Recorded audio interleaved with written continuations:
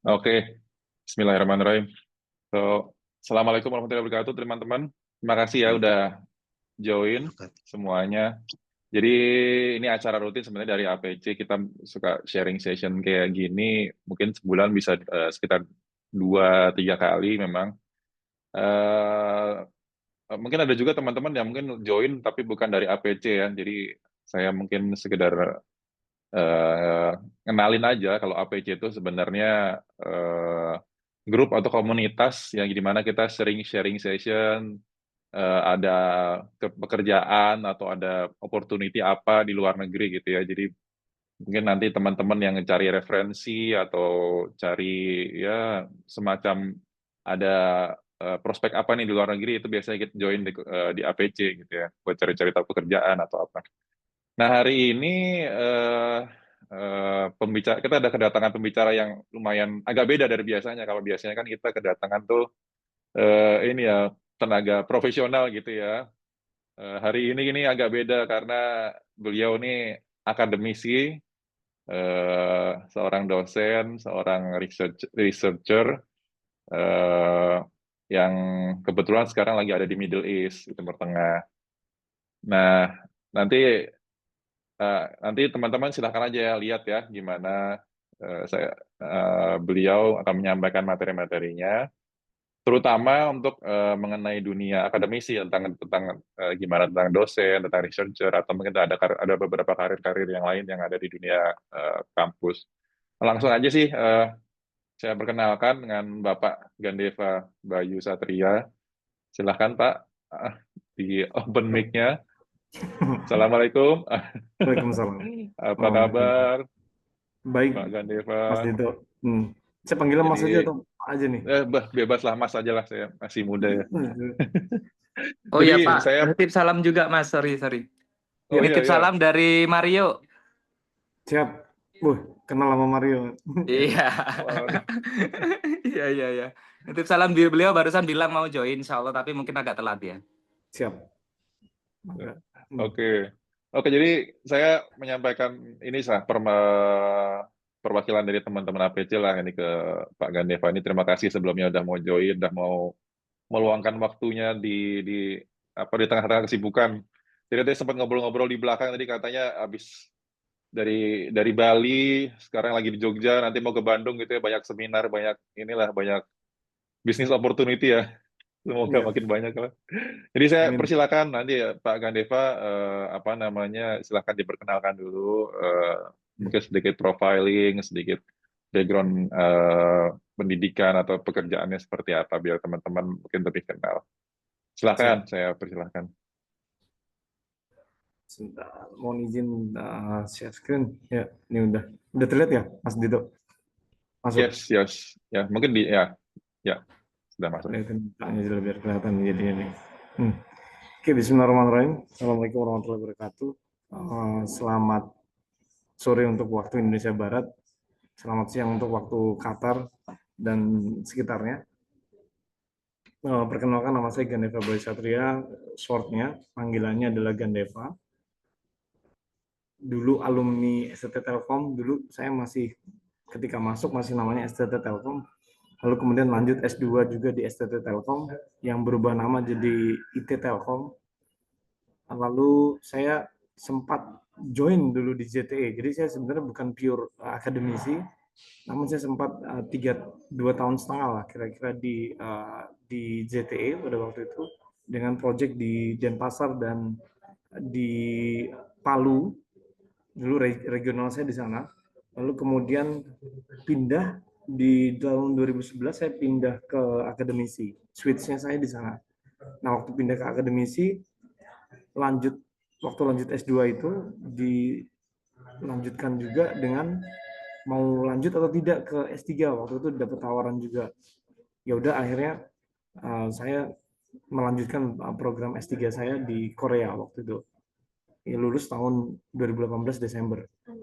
Lulus dari Korea. Lalu kemudian pulang ke Indonesia, join ke Telkom University lagi sebagai dosen, melanjutkan sampai dengan masa bakti habis, masa ikatan dinas habis, lalu kemudian kebetulan saya dapat kesempatan untuk join di Canadian University Dubai alias di Dubai pastinya. Nanti saya ceritakan di sela-sela percakapan saya dengan Mas Dito bagaimana saya bisa switch pindah dari Indonesia ke Dubai ya dengan cara yang agak sedikit ya butuh tips and trick sih sebenarnya. Ya oleh karena itu maka Mas Dito waktu di sela-sela ya, bicara informal kita nanti disampaikan saja ke teman-teman audiens di sini di online bahwa Siap. prosesnya seperti apa dan seterusnya kayak gitu. Mungkin itu perkenalan saya Mas Dito atau langsung lanjut nih. Eh, boleh, silakan lanjut. Saya cuman mau nyampain aja buat teman-teman Yep. nanti sesi ini kurang lebih sekitar 2 jam ya. Maksimal 2 jam. Jadi tadi kita start sekitar jam 4 lebih, mungkin kalau nanti mungkin maksimal banget itu jam 6. Jadi Nah, nanti di sesi pertama mungkin nanti kita Pak Gandeva sharing sedikit tentang materinya, nanti teman-teman di akhir nanti setelah itu bisa bertanya ya, disiapin aja. Kalau emang ada pertanyaan atau bikin apa namanya kadang-kadang takut lupa, nanti bisa silakan ditaruh di kolom chat dulu sih. Itu aja, silakan Pak Gandeva kalau mau ada yang siap. disampaikan, terutama tentang dunia kampus atau dunia akademisi lah, tentang Ya. dosen dan researcher. Monggo silakan. Ya, sebagaimana tadi yang melanjutkan yang tadi bahwa saya mantan engineer juga, sebenarnya saya dulu business engineer, lebih tepatnya network engineer sih, dulu saya bagian jaringan seperti itu. Nah, di saat itulah saya pindah. Kenapa? Karena kan tuntutan ini juga dalam artian teman-teman kenapa nggak lanjut aja S2, kenapa nggak lanjut aja S3 dan seterusnya. Nah, itu saya berpindah ke sana gitu. Kalau di bidang risetnya memang ya dengan bekal yang dulu waktu masih saya engineer di wireless, di network juga. Nah, di wireless dan di network itulah saya mendalami penelitiannya saya atau research area kalau di dalam bahasa Inggris. Research area saya ada di masih di ranah yang sama. Saya tidak meninggalkan masa-masa saya ketika saya menjadi engineer dulu gitu. Jadi wireless dan network ini masih favorit saya sebenarnya, masih di dalam heartbeat saya juga gitu. Nah, kalau kekinian kan sebagai akademisi ya ada Android, ada kriptografi, itu selingan-selingan saja. Mungkin kalau di sini banyak orang-orang telco, nah kita juga pernah nanganin riset di Open RAN dan Open Core seperti itu. Sebagaimana yang teman-teman di telco kita mau aggregate, bukan aggregate ya, kan memang multi vendor di dalam telco. Nah, gimana caranya kita membuat satu jaringan yang bisa berkomunikasi untuk semuanya gitu. Kayak contohnya Open Core. Nah, di Open Core itu, jadi kenapa nggak core-nya bisa berkomunikasi satu sama lain aja, kayak core-nya Siemens, core-nya Nokia, core-nya Huawei, core-nya ZTE gitu misalnya. Nah, itu kenapa nggak dijadikan satu aja gitu di dalam satu orkestrasi kalau di dalam bahasa Open RAN dan Open Core orchestration sih sebenarnya. Nah, itu memang masih sebenarnya, dan ini yang menjadikan saya bisa dibilang saya agak sedikit berbeda dengan dosen-dosen yang lain, karena dengan masih ada bekal sisa-sisa peninggalan dulu ketika masih engineer seperti itu. Kamu saya juga masih aktif di Cisco dan sekarang pun masih membantu di trainer di Cisco juga masih aktif. Di Huawei juga saya sempat sertifikat di instruktur juga di Huawei juga ya. Jadi karena itu dulu tuntutan karir juga seperti itu. Bapak ambil aja sertifikatnya, karena kalau nggak bisa kalau tanpa sertifikat instruktur gitu. Nah, jadilah masih aktif sampai sekarang, masih aktif. Kalaupun mau bantu sama juga sharing session juga di teman-teman yang terutama fresh graduate ya. Nah, itu juga saya sering bantu juga. Ini udah tadi latar belakang sudah ya. Terus kemudian karena kita fokus kita di karir di luar negeri gitu. Nah, ini memang yang timnya Mas Dito ya, timnya APC ini adalah langkah pertama sebenarnya. Harus interaksi dengan orang-orang yang di luar, nggak ngoblok-ngoblok di kolam, nggak di kolam Indonesia aja gitu. Nah, jadi harus kita melebarkan jaringan kita sendiri seperti itu. Nah, dari sini bisa berteman dengan orang-orang yang ada di LinkedIn misalnya, atau memang benar ada tim riset yang ada di luar juga, pernah kenal dengan temannya teman, gitu. Nah itu awalnya, gitu. Lalu kemudian dicoba juga untuk googling juga, gitu. Dalam artian sebelum kita apa istilahnya mendaftar ke universitas ataupun ke badan riset, ya kita harus tahu juga sebelumnya gitu. Nah jadi harus googling juga sih sebenarnya. Kayak contoh nih yang tadi saya bilang, saya pengennya di wireless dan network gitu, wireless network. Nah jadi kita cek dulu nih labnya dia, fasilitas risetnya dia ada nggak, kolaborasinya dia dengan apa saja. Misalnya dia ada kolaborasi dengan Nokia Siemens gitu misalnya, atau dengan Huawei. Nah tentunya sebelum masuk ke sana ya kita punya bekal tersebut gitu. Itu menjadikan nilai plus bagi pelamar nantinya.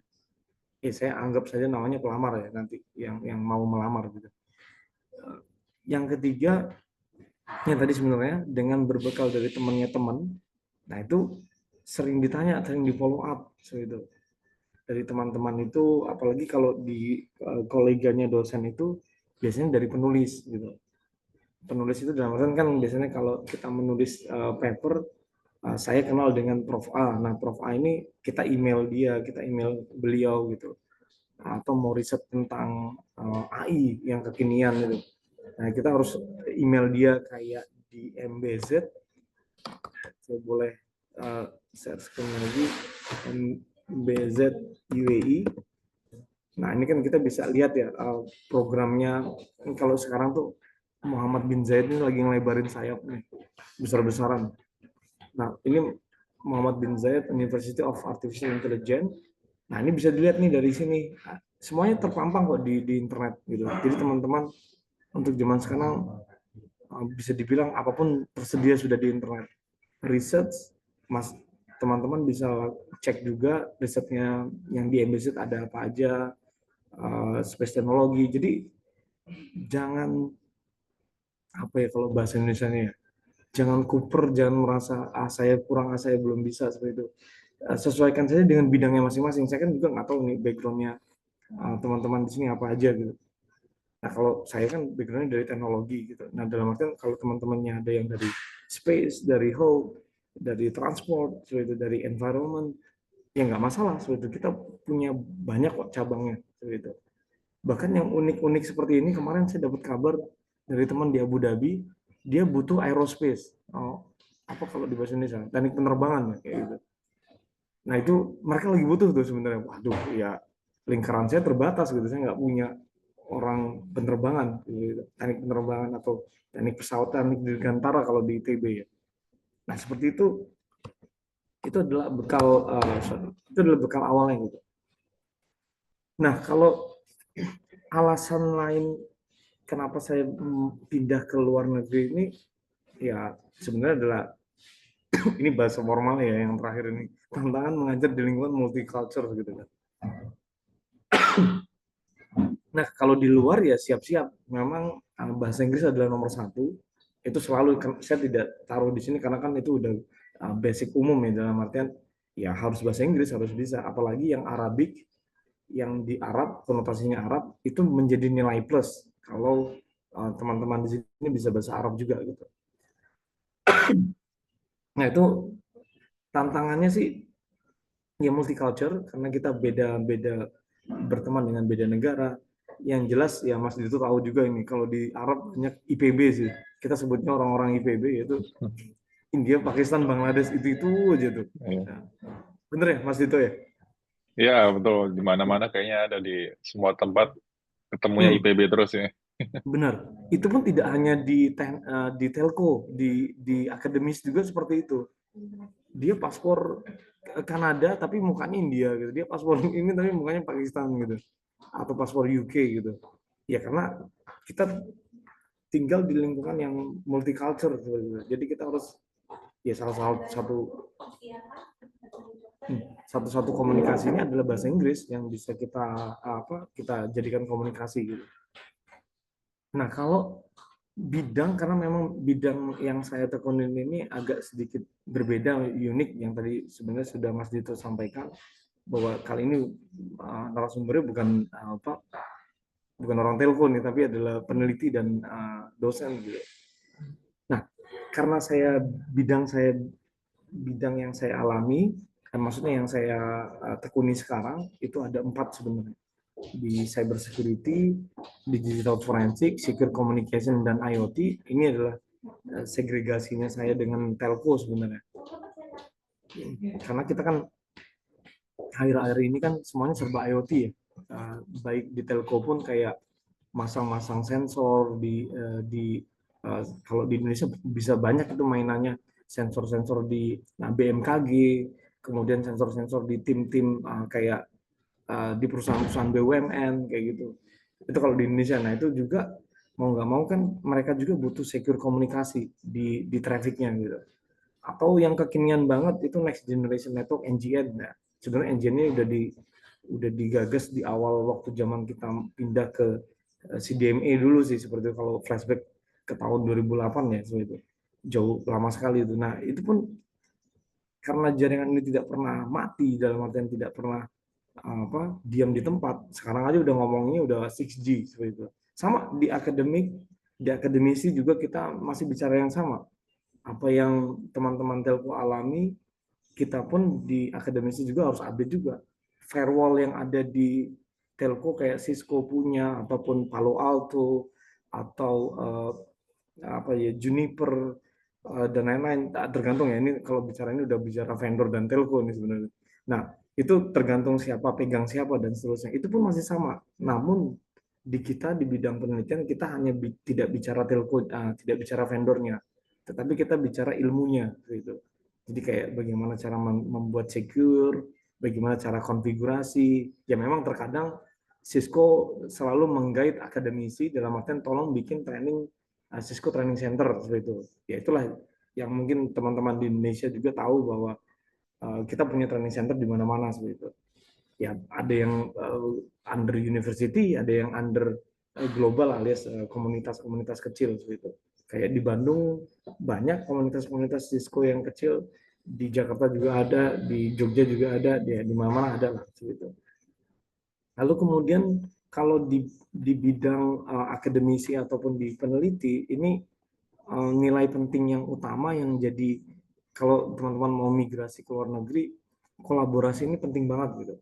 Jadi jangan biarkan bapak, ibu, ataupun siapa lah, ini rata-rata bapak sih ya, bapak kolaborasi risetnya jangan cuma itu aja gitu. Nah, dalam artian bapak harus agak sedikit kencang, dalam artian email aktif, terus kemudian ngajak penulis yang lain, ya mencobalah pelan-pelan, misalnya dari Singapura, Malaysia, email aja. Saya pun dulu ketika kalau bicara S3 ke Korea, saya pun nggak tahu Korea seperti apa, tapi kenapa saya bisa mentok di Korea, ya email.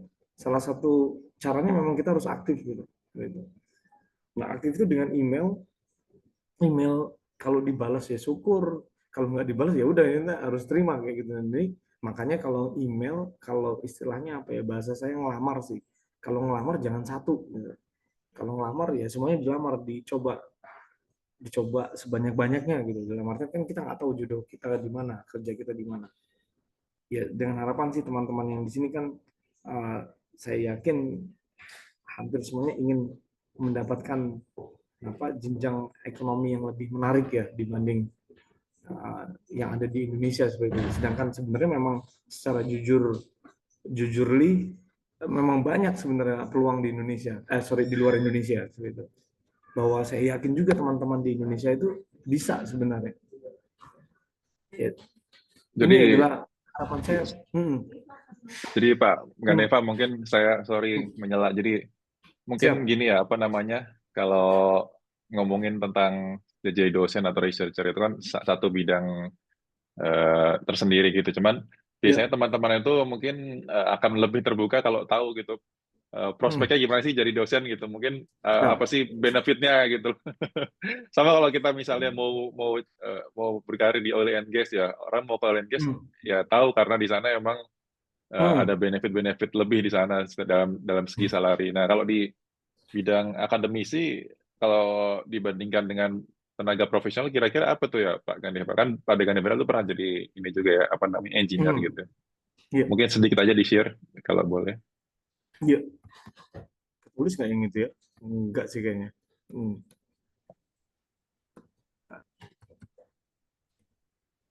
Fasilitas enggak ini. Oke. Enggak sih, enggak ketulis ini. Ya udah saya pakai ini aja ya, saya stop aja dulu lah. Pakai bicara aja nih kalau gini. Oh ya ya, kata-kata aja. Kata-kata aja nih, kata-kata hari ini. Ya, terima kasih Mas Dito untuk ininya, koreksinya. Kalau Pak di luar ini sangat jomplang banget ya. Ini langsung saya bahasa jujur banget ya gitu. Karena semacam gaji tentu pasti berbeda. Itu udah pasti teman-teman udah pasti berbeda. Kalau di Middle East nilai plusnya tuh yang sangat terbanting banget ya dengan Indonesia. Pendidikan anak, pendidikan anak, satu istri tiga anak. Saya sebut ya karena kan di Middle East dia sangat common kalau lebih punya dari satu istri gitu. Ya ini bukan mancing malah nanti ini jadi pembicaraan lain, enggak ya seperti itu. Karena saya bicara apa adanya nih yang ada di form saya waktu itu. Yang berbeda itu adalah paketnya. Nah, paketnya dalam artian yang pertama pendidikan anak itu gratis untuk tiga anak. Itu udah pasti gratis. Jadi kalau Bapak Ibu ada yang punya 4 anak, anak keempat tidak ditanggung. Ataupun kalau Bapak Ibu punya 2 anak, ya hanya 2 anak saja, Bapak Ibu tidak bisa mengambil hak anak ketiga, walaupun sebenarnya ada dikasih slot 3 anak itu, tapi tidak bisa. Jadi istilahnya hangus lah itu. Jadi dia bayar proporsional maksimum 3 itu. Itu yang pertama. Kesehatan yang kedua gratis. Insya Allah gratis lah. Ya kita nggak mau sakit sih sebenarnya, cuma ya, Insya Allah gratis. Ya tapi ya tetap prosedur. Paling dia nanti nanya kalau kita ke rumah sakit. Hampir di open kok. Kalau di Middle East open ke semua rumah sakit. Kayak kemarin kita juga main ke Saudi, juga ya dapat fasilitasnya masih dapat seperti kita tinggal minta nanti dibuatkan surat keterangan bahwa ada penjaminnya, ada insuransinya gitu. Itu masih bisa cross Middle East juga masih bisa. Kesehatan gratis ya dengan rule yang sama, satu istri 3 anak. Hampir rata-rata seperti itu. Satu istri 3 anak. Lalu kemudian yang ketiga flight ticket. Nah, tiket ini kan home country ya, dengan syarat home country, itu syarat pertamanya home country, maksudnya paspornya Bapak Ibu apa ya, karena di sini komunitas Indonesia ya. Dan jadi pastilah paspornya Indonesia. Jadi kita akan dibalikan ke alamat paspor. Jadi kalau alamat paspor Bapak Ibu adalah Bandung, kayak saya Bandung, jadi dikasih rate-nya Bandung. Gitu. Kalau Bapak Ibu alamatnya nanti ditanya Jakarta ya, nanti Bapak Ibu akan dikembalikan ke Jakarta. Tapi ini hanya 1 tahun sekali. Syaratnya pun sama dengan maksudnya yang dibiayain hanya satu istri 3 anak dikasih. Ya bukan berarti yang ini ya, yang bisnis kelas tidak ya, itu manusia lah masih ya, ekonomi biasa. Tapi kan ekonomi teman-teman jangan khawatir lah, kalau luar negeri ya pasti dapat makan, dapat ini, itu mah udah umum lah ya. Itu 3 yang sangat jomplang banget di Indonesia dan tidak ada. Hampir saya bilang tidak ada karena saya di Telkom University 8 tahun.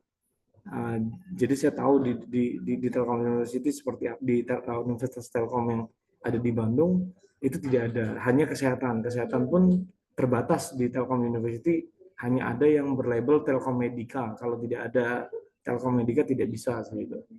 Ya ini pengalaman saya yang compare banget nih langsung dari Indonesia ke luar seperti itu. Kalau pendidikan anak-anak kan Bapak Ibu tahu sendiri, mau kerja dimanapun anak sekolah ya biaya sendiri, tanggung sendiri gitu. Dan seterusnya kayak gitu, repot sendiri, bapaknya repot juga gitu, ibunya kadang-kadang repot juga. Nah, itu 3 yang sangat berbeda, tidak ada di fitur di Indonesia. Fitur di Jazirah Arab hampir semuanya mirip seperti itu. Saya bisa bilang kayak gini karena saya insya Allah semester depan, ini sekaligus teman-teman buat trigger buat teman-teman, bukan semester depan ya maksudnya semester yang bentar lagi ini masuk, semester baru, saya pindah ke Kuwait. Nah, saya sekarang posisi memang under afiliasi Dubai. Nanti kalau nggak salah akhir tahun ini, saya sedang nunggu visa sebenarnya prosesnya. Saya semester depan ini saya akan pindah ke Kuwait. Itu pun sama paketnya. Jadi karena saya udah ngalamin yang di Dubai, sekarang pindah ke Kuwait, offernya pun mirip-mirip. Dalam artian 1 istri 3 anak, kesehatan gratis, anak sekolah gratis, malah di Kuwait lebih gila lagi untuk pendidikan anak. Gila dalam artian rate-nya besar. Nah, kalau di Dubai kita dapat rate yang istilahnya middle, tengah-tengah. Yang Kuwait karena mungkin kastanya beda ya, kasta negaranya. Jadi kita agak sedikit lebih tinggi gitu. Ya gratis, jangan khawatir teman-teman kalau diterima. Ya mungkin nanti kalau teman-teman yang ada lagi proses daftar ataupun lagi sudah ada yang keterima, tolong dicek paketnya. Gitu. Cek paketnya itu yang tadi saya bilang, ada kesehatan, ada tiket pesawat, ada anak sekolah, dan lain-lain. Gitu. Kalau gaji ini sensitif ya, Mas Dito kayaknya nanti private aja lah masing-masing lah, nggak enak ngomong. Nanti saya malah di Tapi apa? bottom line-nya ini ya, maksudnya sejahtera lah ya, apa namanya, Amin. kalau menjadi Insya tenaga Allah. pengajar, dosen itu. Karena kemarin itu di grup sempat ada diskusi, apa namanya, jadi katanya kalau di Indonesia itu maksimal mentok-mentok 9 atau 10 juta. Benar. Terus dan gitu, jadi banyak juga yang harus jadi cari sambilan lagi, misalnya ngajar di Benar. lembaga kursus dan lain-lain. Jadi Benar. harusnya dia fokus ke ngajar di kampus atau Ya. fokus di riset, malah harus terbagi waktunya dengan Benar, kesana kesini cari yang sana sini ya gitu. Itu yang mau ini. Berarti bener ya itu ya. Kalau benar, di benar luar sekali. mungkin Ya kan, bottom line-nya lebih sejahtera ya. Ya, monggo kan monggo. tadi yang saya bilang 8 tahun di Telkom itu saya sudah bisa bercerita karena saya udah 8 tahun di dalam Telkom sendiri, bisa tahu dalam artian ya mentok-mentok selevel full professor pun nggak lebih dari 12-16 juta. Itu udah mentok gitu. Ya dalam artian ya bukannya apa ya, saya juga bukannya mau istilahnya apa ya, mata duitan atau bahasa ininya money oriented, tidak, tapi kan kita juga punya tanggung jawab sebagai yang bawa bapak, sebagai suami, ya dalam artian ya kita menghidupi anak istri tentunya seperti itu. Insya Allah sejahtera, menarik, sangat menarik lah, jangan pikir 2 kali 3 kali, pokoknya kalau dapat luar insya Allah langsung ya. Oke. Ya. Nah, tapi gini ya Pak, saya manggilnya Pak Prof berarti ini, Prof Gandeva Nggak ya ini. usah lah, malu saya di sini. Jadi apa namanya, Iya. profesi dosen dengan researcher gitu ya. Iya. Riset itu profesi yang nggak bisa dipisahkan ya, berarti ya dosen ya harus ngeriset gitu. Benar. Apa namanya, jadi satu hari dia jadi pengajar, mungkin sore harinya nanti dia riset begitu ya Pak ya. Benar. Bisa Nah, dijelaskan jadi itu kalau sehari-harinya. menjawab ini lebih jelasnya kayak gini. Kan kalau di Arab, Jumat itu maksudnya libur. Maksudnya ya, di Qatar pun libur sebenarnya. Nah, kalau di akademisi, kita kerja hanya dari Senin sampai Kamis. Jadi Jumat, Sabtu, Minggu libur. Bukan berarti, ya memang sih libur posisi di rumah masing-masing. Cuma kita bisa melakukan kekosongan waktu itu untuk melakukan penelitian, riset. Nah, ngomongin masalah Senin sampai Kamisnya, bukan berarti kita ngajar setiap hari, tidak. Itu tergantung jadwal ya. Kayak Bapak Ibu masih ingat kan, ketika kita kuliah kan nggak setiap hari, setiap jam kita ada di kampus kan. Nah, dalam artian bolong-bolong, misalnya saya ngajar hari Senin jam 10 sampai jam 12, yang jelas satu kelas 2 jam. Terus kemudian ngajar lagi sore, kayak misalnya jam 3 sampai jam 5 sore. Nah, udah sehari maksimalnya dua kelas maksimalnya sehari. Nggak terlalu sama kok. Kalau Bapak Ibu pernah jadi dosen atau meneliti di Indonesia, sama sebenarnya apa yang ada di Arab pun sama gitu. Ya sehari dua kelas atau 3 kelas lah maksimal gitu. Kita tadi Mas Dito juga singgung nyari sampingan. Kalau di Arab ya udahlah, ngapain lah, orang udah gede ini, nggak usah ini ya, kalau mau sampingan ya monggo gitu. Tapi kan insya Allah kita nyaman lah, sejahtera lah. Memang kita dibuat nyaman dan sejahtera gitu.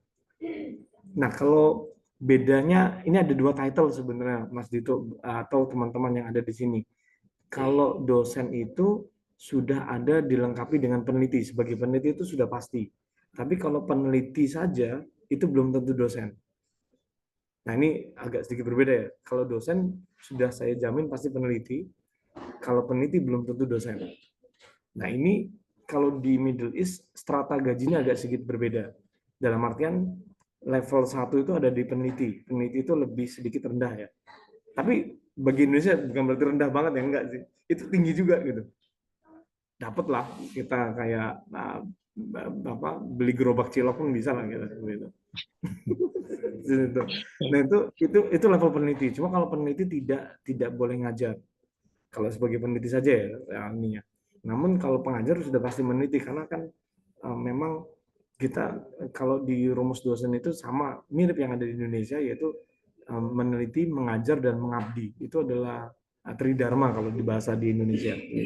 Sama di luar negeri juga tridharma itu ada. Dalam artian dosen itu tidak hanya mengajar tapi dia meneliti sekaligus mengaplikasikan ke masyarakat dalam bahasa Indonesia pengabdian. Itu Mas Dito. Oke, oke, oke.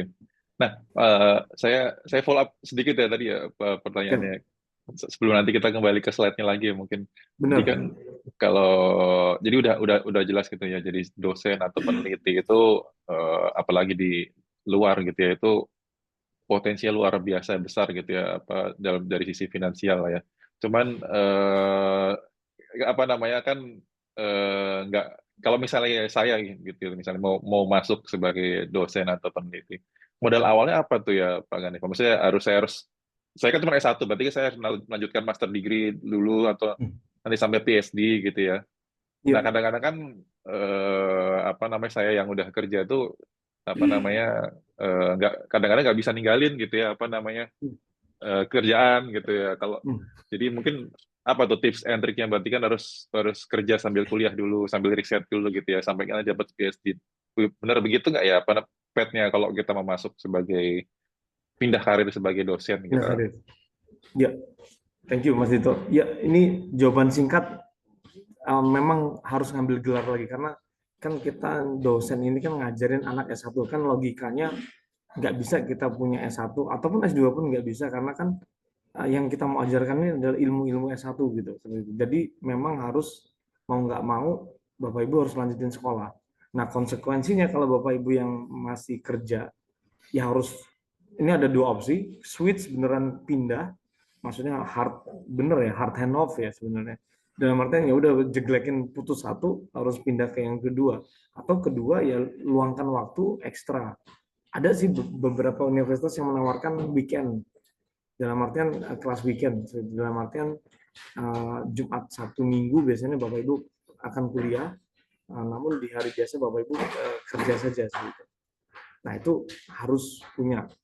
Kalau masalah di dosennya sendiri pun sebenarnya ada beberapa universitas yang tidak harus S3 alias S2 saja sudah cukup namun S2-nya yang dia punya bekal industri dalam artian kayak Mas Dito di Vodafone let's say berapa 5 tahun nah itu bisa jadi bekal tapi harus punya S2 ya tetap Oh tetap harus seminimalnya minimal S2. minimal ya. Ya Oke. minimalnya S2 minimal S2 Hmm. tapi sekali lagi ya yang jalur S2 ini harus ada praktisinya minimal 5 tahun biasanya Oke. ini Oke. saya ambil rata-rata ya misalnya 5 tahun kalau 10 tahun saya yakin itu jadi pertimbangan berat bagi mereka gitu karena kan masnya dianggap sebagai dosen praktisi gitu.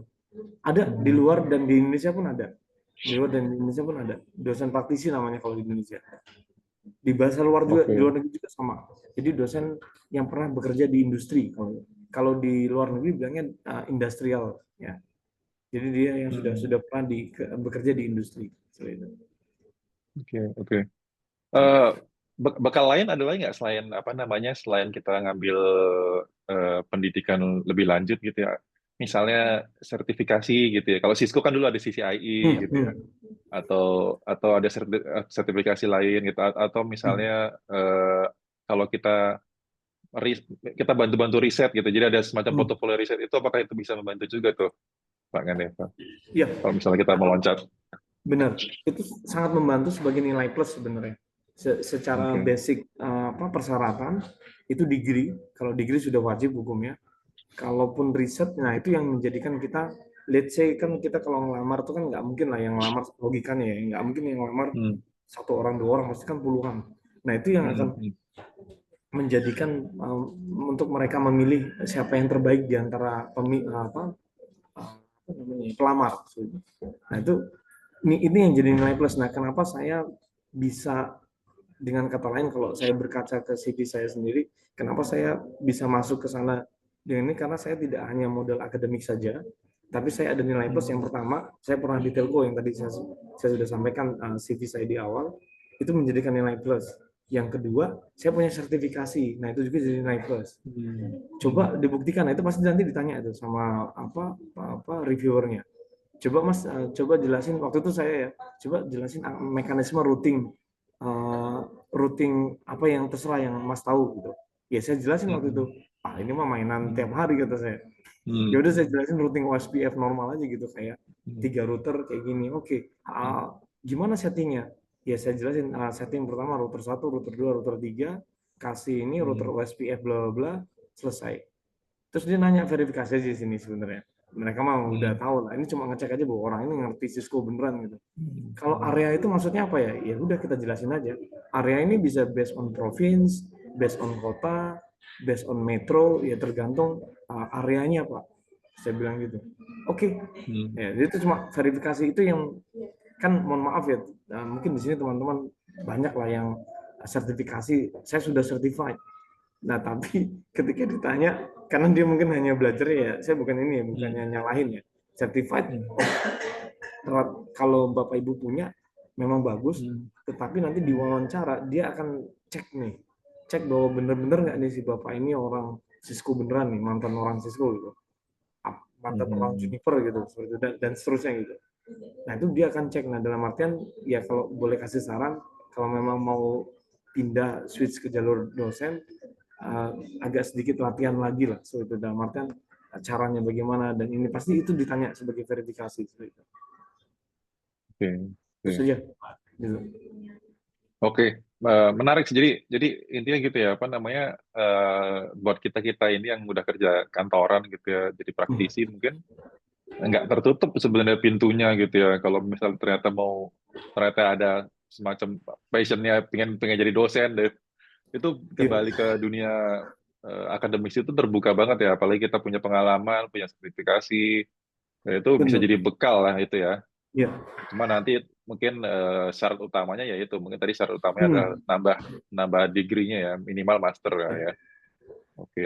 Sekedar menambahkan juga ya Mas Dito, dalam artian ketika kita pernah kerja di industri dan kita punya S3, itu menurut saya dewa 19 sudah. Wah, Dan itu sudah, 19 ya. dalam Iya. artian itu nggak semua orang punya. Dalam artian yang tadi saya bilang, kan rata-rata orang yang dosen itu dia langsung habis S1 langsung S2, habis S2 langsung S3. Nah, itu langsung dia track, dia tidak ada pengalaman. Makanya ketika ditanya verifikasi, kamu bisa ini nggak, kamu bisa AWS nggak? Nah, sekarang tuh lagi booming tuh AWS. Kalau teman-teman mau pindah itu ke jalur cloud, itu lagi terbuka lebar itu. Kayak cloud computing, cloud architecture, cloud security. Nah, itu masih open itu. Karena kan sekarang udah di zamannya cloud ya, seperti itu. Bapak punya AWS? Punya. Coba jelasin konfigurasi AWS, simple lah gitu. Misalnya pakai EC3, pakai router ini, pakai ini, dan seterusnya. Pakai server yang ini, pakai database-nya Oracle. Nah, itu Bapak Ibu harus jelasin itu dengan secara nalurinya sertifikasi gitu. Karena yang kita hadapi di akademisi itu, kita ngerti nih, ketika kita wawancara ya Pak, let's say siapa ya, Pak Dekan tahu kalau kita punya sertifikat, tapi kan di akademisi berbeda, kita ngajarin anak-anak nih gitu. Kita ngajarin orang-orang yang notabene anak-anak ini nggak ngerti apa-apa lah, anggap saja seperti itulah gitu. Jadi kita beneran ngajarin dari nol, kayak ngajarin Cisco itu beneran. Saya di Arab ya, ini nih sharing beneran asli saya sendiri gitu. Ya nggak tahu cara ngedrag router juga, mereka nggak tahu, ini based on simulation. Dan ketika dibawa ke perangkat aslinya, oh mereka baru nyambung. Oh ini tuh kenapa saya harus narik kabel, kenapa saya harus konekin, kenapa harus konfigurasi, kenapa saya harus ganti nama di router, rename. Nah itu karena ya semua router namanya sama, router gitu. Nah bagaimana kita tahu ini router 1, router 2, router 3, makanya dikasih nama. Nah kayak gitulah cara-caranya. Oke. Saya sebenarnya ada pertanyaan lanjutan, cuman kayaknya mungkin bisa kembali ke slide-nya dulu kali ya, Pak Ngene, Pak. Kalau mau dilanjut. Di screen. Ya kita balik lagi lah ke sini ya. Tadi nyampe di mana tadi ini? Oh, ini udah. Tugasnya sebagai, kalau tugas harian ya, tugas-tugas sebagai dosen sih biasa lah. Kalau dosen kan sama kok di Indonesia, mau di Arab mau dimanapun, saya yakin juga sama. Kebetulan ada teman saya juga yang jadi dosen di Jepang dan di Korea juga. Sama sih, kita nyiapin bahan kuliah, terus kemudian tugas ujian yang itu kita, ya kalau ujian sih sebenarnya gampang ya, karena saya kan beririsan dengan Cisco, ya kita ambil dari bank soalnya Cisco. Kalaupun yang AWS tinggal ambil dari bank soalnya AWS kayak gitu. Ya kita mau dimodifikasi dikit lah gitu. Yang tadi saya bilang, kalau dosen itu sudah melekat dengan penelitian sebenarnya. Jadi tidak hanya mengajar, namun juga meneliti. Dengan cara pembuktian menelitinya itu adalah dengan cara publikasi. Nah, kalau di dosen itu publikasi itu ada di Google Scholar gitu. Nah, ini kalau Bapak Ibu search nama saya di Google, nah itu pasti semua orang pasti punya publikasi. Ini asumsi normal ya, asumsi normal dalam artian semua dosen pasti punya publikasi. Inilah bagaimana si yang universitas yang kita lamar dia bisa cross check, bisa tahu bahwa orang ini benar-benar dosen, bukan, mohon maaf, bukan dosen abal-abal seperti itu. Nah, dia aktif menulis. Nah, aktif meneliti. Nah, dari mana dia bisa tahu, si universitas ini bisa tahu aktif menulis dan aktif meneliti? Dari tulisannya. Dan ini tidak mati. Tidak mati dalam artian dia akan cross check di year, di tahun. Dan ini saya masih nyala nih, 2005 masih nyala, masih ada tulisannya gitu maksudnya. Di 2005 yang sebelumnya juga masih nyala, di 2005 yang sebelumnya juga masih nyala, di 2024 juga nyala. Kalau Bapak Ibu bisa cek ya ke profil masing-masing yang mungkin yang sudah jadi dosen. Kalaupun yang belum jadi dosen nggak apa-apa, kita start menulis gitu. Nah, ini starting point-nya, jumping-nya agak sedikit berbeda ya, dalam artian harus menulis. Nah, ini kalau saya boleh cerita, di tahun 2000 nih, ini saya beneran di tahun 2012 saya pindah dari telco ke dosen. Lihat saja namanya pun masih bau-bau Telkom sih sebenarnya, VoIP, multimedia, QoS pakai apa namanya, WiMAX, algoritma penjadwalan di jaringan, masih normal gitu. Dan ini pelan-pelan, nggak mungkin kita nggak melakukan penulisan, karena ini adalah buktinya bahwa dosen ini aktif gitu. Jadi garis miring, kalau di Middle East memang dia akan melihat CV, pertama CV, LinkedIn-nya, LinkedIn kayak pendidikan seperti apa, jalur apa namanya, pengalamannya seperti apa, dan yang kedua yang akan dilihat sama dia yaitu tadi yang apa namanya, Google Scholar-nya. Nah, Google Scholar-nya adalah yang dilihat kedua sebagai masukan bahwa dosen ini aktif gitu, dosen ini tidak mati. Di mana dia bisa tahu tidak matinya? Lihat saja tahunnya sebenarnya di kanan, 2012, 2013, 2014, 15, 15 banyak, 16 karena waktu itu saya lagi posisinya lagi kuliah, jadi agak sedikit kencang. 16, 17, 17 banyak, 18 juga banyak, 19 banjir, 20 banjir banget tuh itu. Nah, itu dia terlihat itu dari situ. Ini adalah proses pembuktiannya, pas wawancara sih nantinya pasti.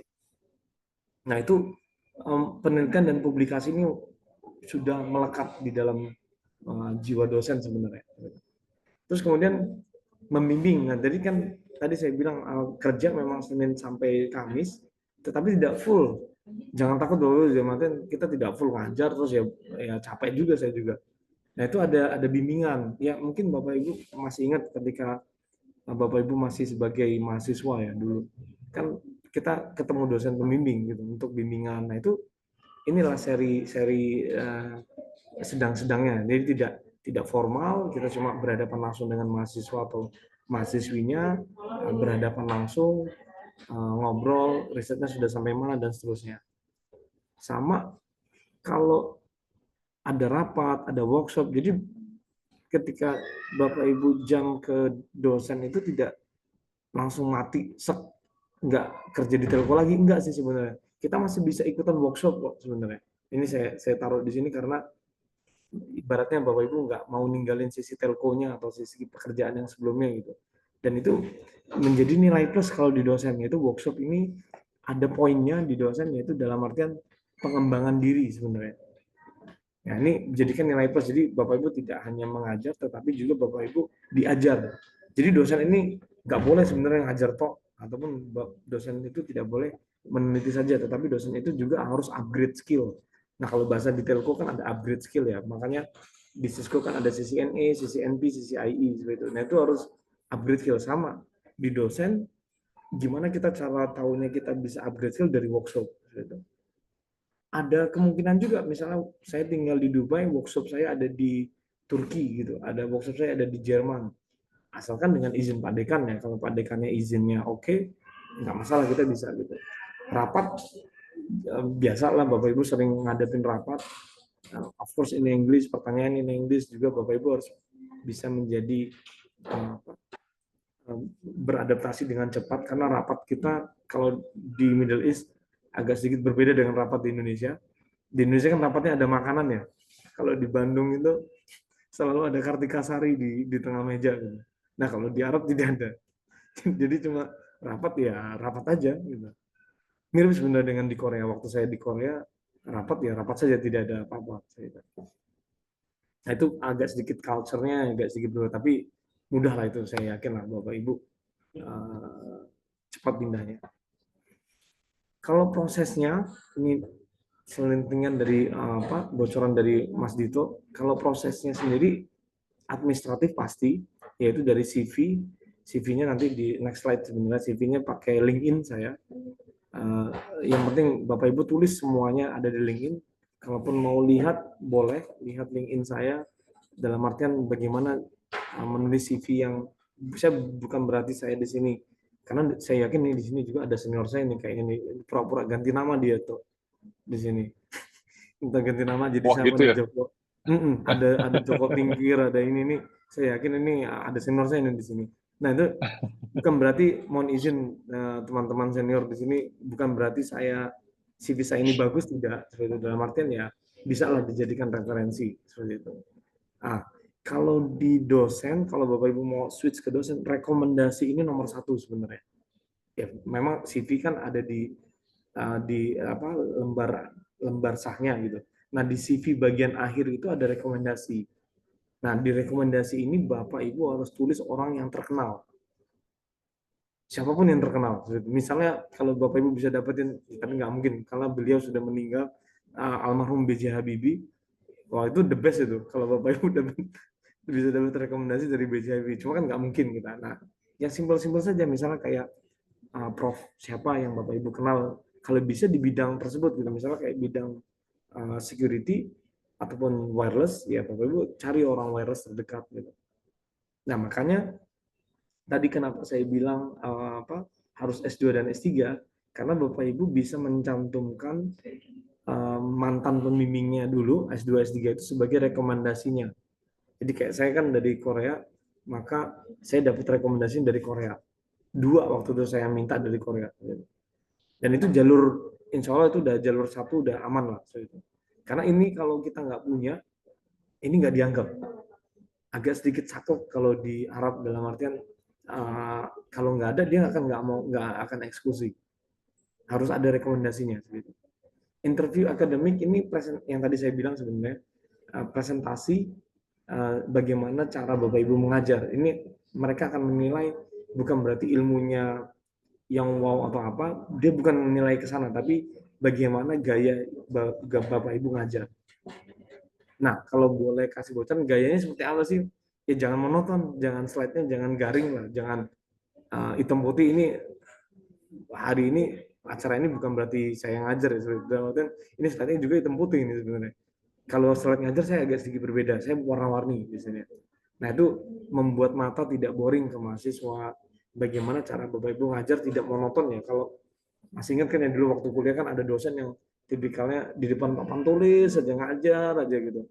Boring nih bapaknya, nggak gerak-gerak nih. Kadang-kadang mending ngadep ke kita, ngadep ke audiens. Kadang-kadang dia ngadep ke papan tulis terus gitu. Nah, itu gaya ini mereka nilai gitu. Online, saya juga dulu online kok, dalam artian ngajar ditanya juga, coba kamu ngajar gitu, pura-pura kamu di depan papan tulis gitu. Ya udah, gaya biasa aja. Kebetulan waktu itu saya wawancaranya ada di dalam kelas. Jadi saya ada whiteboard itu kebetulan. Ya udah, jadi gampang untuk ngejelasin di whiteboard. Terus Kalau interview terakhir ya itu kan pasti sama HR rata-rata. Kalau udah apa namanya yang Pak Dekan ataupun yang mau pekerjaannya udah oke, lanjut ke HR. Nah HR ini Bapak Ibu harus lihat ya kan budaya kerjanya kan beda seperti itu. Budaya kerjanya beda, Bapak Ibu harus cek jam kantor dan lain-lain. Terus kontraknya seperti apa yang tadi saya bilang juga. Benefitnya yang tadi sebenarnya saya udah bocorin sebenarnya di awal.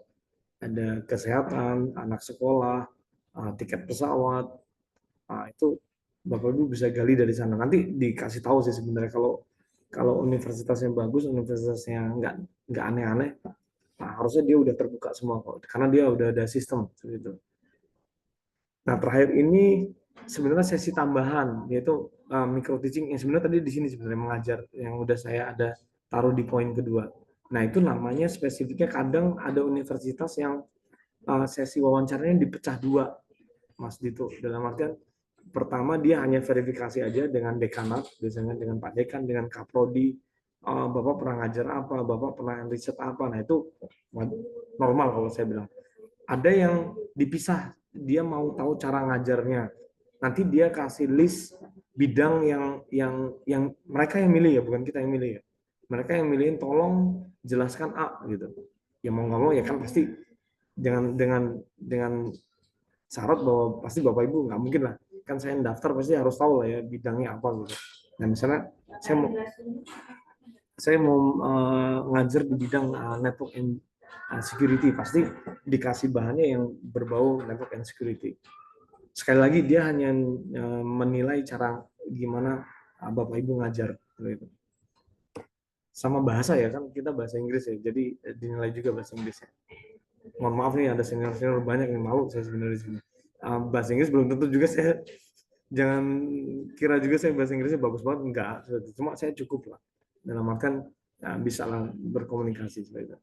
Kalau info lowongan ada di mana, ini juga waktu itu ada yang nanya info lowongan ada di mana.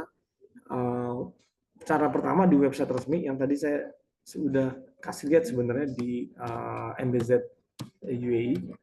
Ini lagi heboh soalnya. MBZ UAE terus spasi karir. Udah gitu aja sih sebenarnya. Nah, itu langsung muncul dia di karir MBZ UAE gitu. Ini jalur profesional ada nih di sini. Karena saya pernah ngeklik. Ini kan ada research vacancy, ada engineering vacancy, ada professional vacancy. Tergantung Bapak Ibu mau di bidang apa. Ini kan tadi yang saya bilang ya. Bidang kan kita nggak bisa samain nih, saya yakin lah.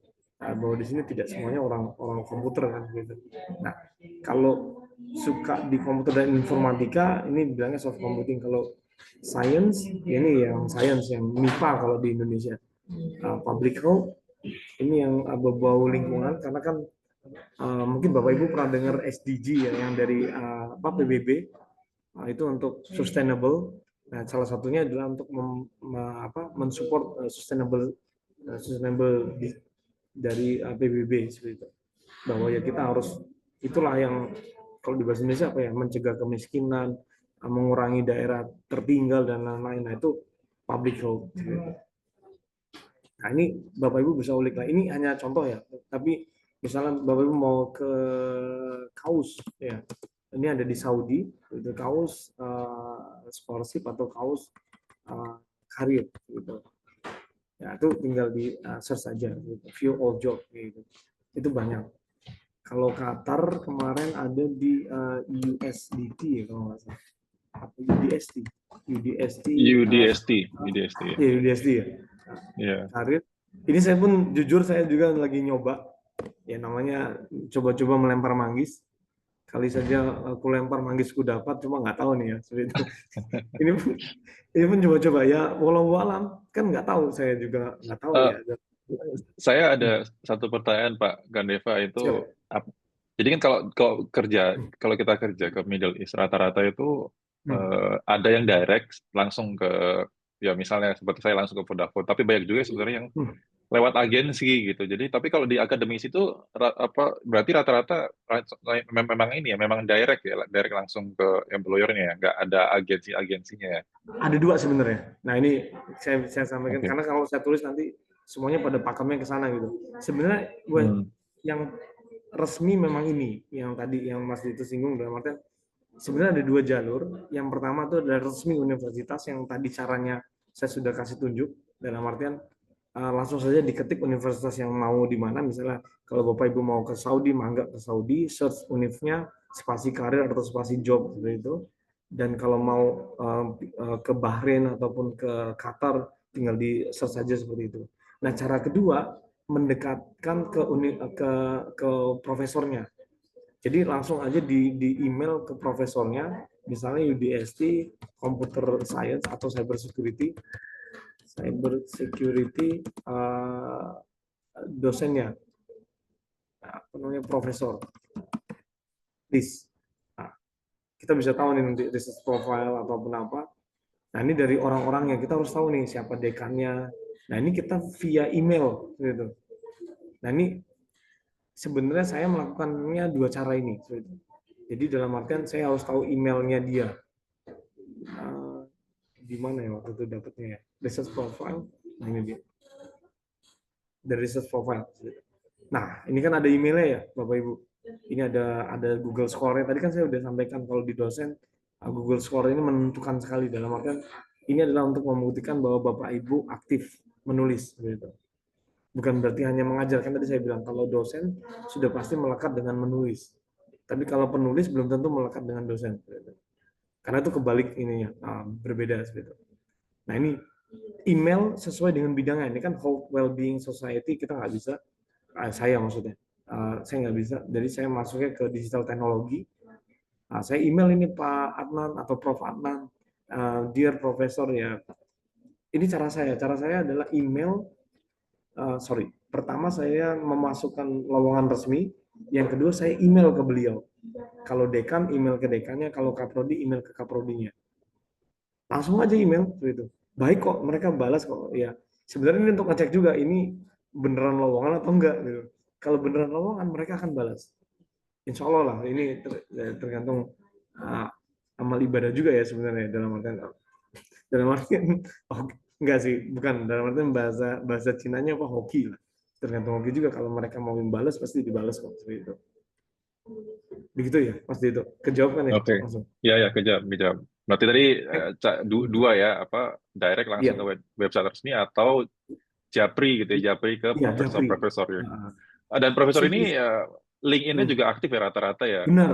Syukur-syukur, barusan saya mau bilang, syukur-syukur profnya ada LinkedIn-nya, tapi rata-rata prof yang kekinian itu maksudnya yang era-era kita ini, saya yakin pasti mereka gaul semua kok. Oke. Pasti ada LinkedIn-nya, dan email aja ke LinkedIn-nya. LinkedIn-nya, di chat aja Japri. Oh, thank you Prof for your misalnya apa, accept my invitation, bla bla, langsung. Prof, saya kemarin ngelamar, langsung aja nggak apa-apa. Baik. Atau mau diawali lagi lebih sopan lagi, ya saya dari Indonesia, saya punya pengalaman ini.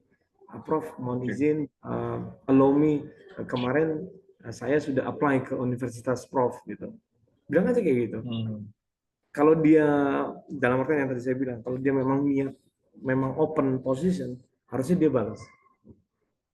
Kayak gitu. Kebetulan saya juga dulu seperti itu, dan dibalas, dan responnya juga baik. Oh iya, kamu masuk dalam list gitu. Thank you Prof gitu. Pokoknya tetap komunikasi aja gitu. Bahkan waktu itu wawancaranya malah, ayo join. Ini saya udah selesai meeting, dibilangin gitu malah. Lebih cepat dari jadwal yang normal. Okay. Gitu. Nah itu karena ya kita harus dua cara lah gitu. Formal juga iya, informal juga harus baik. Syukur-syukur kalau memang benar-benar dia ini ya, dalam artian mau berinteraksi dengan kita, karena kan Prof ada yang agak sedikit levelnya di atas. Ini yang pembicaraan kita berikutnya, dalam artian kan di profesor itu ada levelnya, yaitu asisten Prof, associate Prof, sama full Prof. Nah, tiga lapis ini adalah dari yang dasar. Nah, ini saya ada lecturer di sini. Yang tadi saya bilang, ingat nggak Mas Dito, saya bilang S2 boleh masuk. Nah, S2 itu namanya lecturer. Nah, kalau S3, dia langsung pindah ke grade, jump ke grade asisten profesor. Saya nggak kasih clue gajinya berapa, tapi yang saya bisa kasih clue adalah bedanya lecturer sama asisten prof 40 juta. Dah segitu aja. Nah, silakan translate sendiri lah masing-masing. Gitu. Itu bedanya lumayan, bedanya 40 juta. Nah, itu selanjutnya tinggal eskalasi aja, ya udah otomatis, nggak usah ditanya, makin full prof makin dewa lah itu. Dewa 19, nah kalau mau beli somai Batagor satu gerobak kita borong lah kayak gitu. Sorry Pak Gadeva tadi bedanya antar lecturer dengan associate professor tadi ya? Asisten, bedanya lecturer dengan asisten. asisten profesor. Oke, Nah kalau oke. lecturer itu S2, kalau asisten profesor itu S3. Oke, dan di atasnya Yang masih tadi ada associate. Ya, yang tadi jalur apa? Jalur apa namanya? Jalur profesional. Gitu. Oke. Kalau associate itu udah harus S3 dia, nggak mungkin tidak. Oh, oke. Harus S3. Ini yang di start awal aja nih, lecturer. Nanti dia udah mentok tuh di lecturer, kecuali dia mau S3, nah dia bisa jump langsung ke associate. Tapi dengan syarat ya, dia harus S3 dulu. Selagi dia masih S2 dan misalnya kayak Mas itu di Vodafone 10 tahun, ya udah mentok tuh di lecturer aja tapi S2 ya. Kalau Mas Dito mau jump ke associate bisa, namun ya Mas Dito harus S3. Okay. Nah, kalau kan di dosen itu bisa jadi dosen aja atau bisa jadi pejabat, sama di sini juga ada pejabat. Nah, ini yang jalur administratif ini yang pejabat gitu. Ada koordinator itu kalau di bahasa Indonesia kaprodi. Kalau orang zaman dulu bilangnya kajur gitu, kepala jurusan gitu. Kan ada jurusan A, jurusan B, jurusan C. Nah, kalau di bahasa Indonesia yang normal sih sebenarnya sekarang kaprodi, yaitu kepala program studi. Ya kayak computer science, apa lagi ya, pertambangan misalnya, matematika, fisika, kimia. Nah, itu namanya program koordinator. Nah, yang tertingginya itu ada di chair. Chair itu adalah membawahi beberapa kaprodi, membawahi beberapa koordinator kayak gitu. Nah, kalau peneliti, nah ini kan tadi kan yang atas jalur dosen, yang bawah jalur peneliti. Nah, kalau peneliti itu postdoc, research scientist, research director. Nah, kalau di Arab ini perbedaannya sekitar 10-20 juta per level. Starting point, saya langsung sebut, kalau ini saya berani langsung sebut. Kalau yang dosen saya nggak berani, takut nanti agak sedikit ada kesenjangan nanti. Kalau yang postdoc ini lumayan, postdoc ini starting point-nya 60 jutaan. Nah, tinggal dilanjut aja tuh, 60, kadang plus 10, kadang plus 20 ya, tergantung universitasnya. Gitu. Itu di Middle East, saya bilang mirip semuanya sama. Mau dimanapun, mau di Qatar, mau di Dubai, mau di Abu Dhabi, mau di Saudi, mau di Kuwait, mirip semuanya. GCC countries, dia udah punya standar semuanya. Ya karena saya pernah ngelamar di 6 country tersebut, saya udah pernah ngelamar. Mirip-mirip lah mereka, nggak jauh beda. Makanya tadi saya bilang di sini yang membedakan adalah benefit.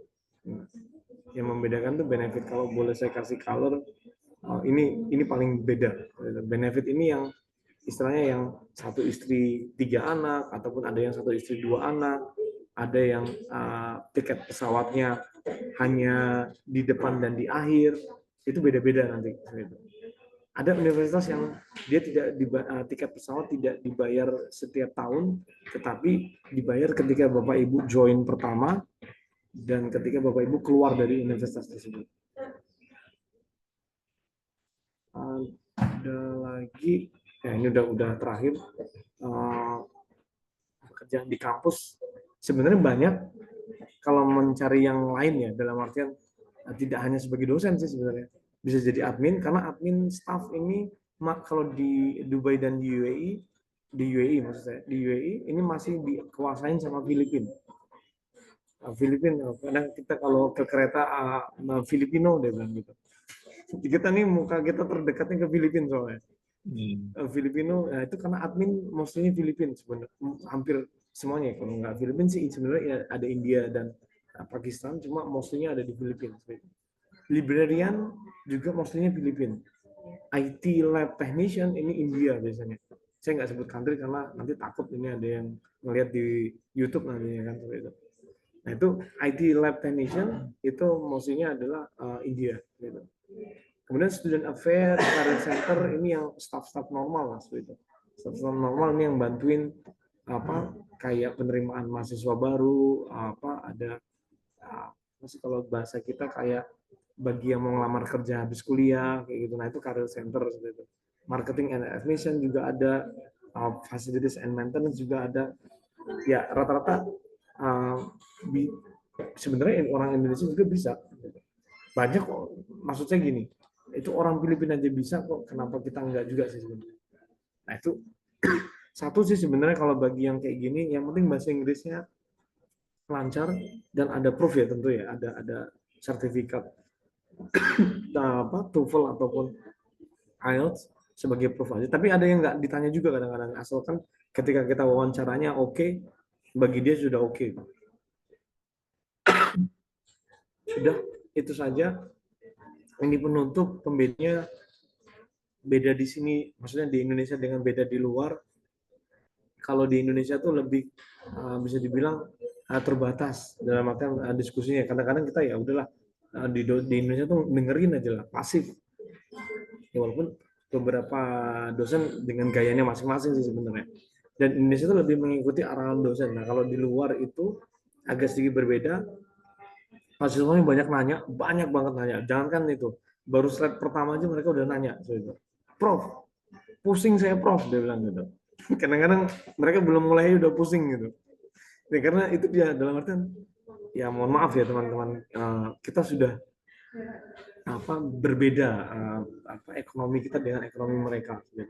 Jadi mereka tuh menganggap semuanya itu dengan konotasi semuanya tuh bisa mereka pelajari gitu dengan cara bertanya, dengan cara ini dan seterusnya. Gitu. Padahal sih sebenarnya kan ya kalau di pendidikan di Indonesia kan agak sedikit berbeda ya. Indonesia kan kita lepas banget gitu, siswa belajar sendiri gitu. Nah kalau mereka agak sedikit ya kita butuh sentuhan gitu, bentuk sharing gitu. Diskusinya terbuka, ini yang poin kedua, dalam artian antara kita dan dia, kita harus nanya dan kita harus menjawab gitu. Maksudnya dia ketika mereka bertanya kita harus jawab juga gitu. Jangan dibilang ini bukan ranah saya gitu, saya nggak bisa jawab. Tapi terkadang juga saya ada jawaban yang saya nggak bisa jawab juga, dalam artian oh ini jawabannya ada di manajemen bukan di engineering, saya bilang gitu. Kalau di Middle East, multicultural ini udah jadi hal yang lumrah kita. Jadi murid kita ini beragam, ada India, Pakistan, Bangladesh, ada yang dari Kanada juga. Kebetulan kampus saya Canadian, jadi ada yang dari Kanada karena dia untuk switch control ya, dalam artian 2 tahun di Arab, 2 tahun di Kanada, ataupun sebaliknya 2 tahun di Kanada, 2 tahun di Arab. Nah itu multicultural banget. Ada yang dari US, ada karena sebagai Bapak Ibu tahu bukannya ini Dubai memang diciptakan untuk kota ekonomi. Kalau ngomongin UAE, Abu Dhabi itu adalah ibu kota, tapi kota ekonomi ada di Dubai. Nah, jadi sentralnya tuh banyak pembisnis, banyak orang-orang duta besar, banyak orang-orang dan teman-temannya, maksudnya kayak bisnis A, bisnis B, yang bisnisnya bapak ibunya bikin perusahaan di Dubai dan seterusnya. Nah, ini multicultural, ini orangnya banyak banget. Bahkan saya pernah ngajar mantan duta besar, anaknya mantan duta besar.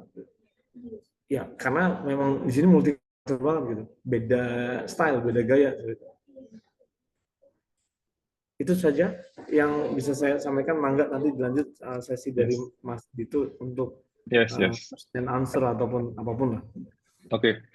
Jadi keren banget sih. Terima kasih Pak Ganif. Jadi sebelum kita masuk ke sesi tanya jawab gitu ya, nanti saya mulai bacakan satu persatu. Saya coba summary dulu. Jadi pertama tadi ternyata profesi dosen gitu di luar, terutama di Middle East itu menjanjikan banget. Sejahtera lah, at least sejahtera ya. Kita nggak bilang terus jadi sultan terus kaya raya, tapi at least sejahtera gitu ya. Untuk keluarga, untuk pendidikan, untuk kesehatan keluarga itu insya Allah terjamin. Itu satu.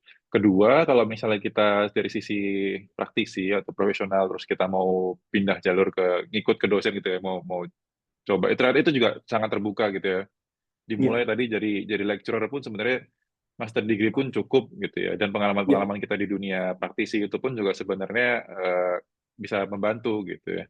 Nanti mungkin sambil lalu nanti kita ambil PSD atau segala macam, nanti bisa meningkatkan karir kita.